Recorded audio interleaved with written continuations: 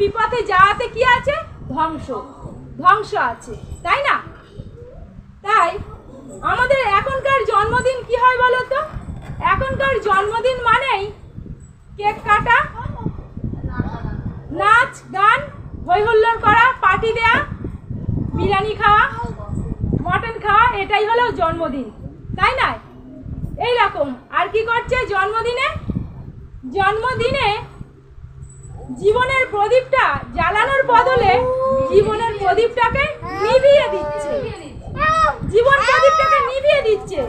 বলছে জীবন দ্বীপের আলো যে জ্বালাবে, জীবন দ্বীপের আলো জ্বালাবার আগে জীবন দ্বীপের আলো নিভিয়ে দিচ্ছে। এরকমটা জন্মদিন নয়।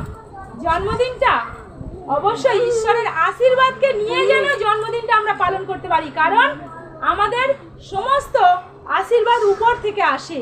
তাই তাকে বাদ দিয়ে আমাদের কোনো কিছু সম্পূর্ণ হয় না।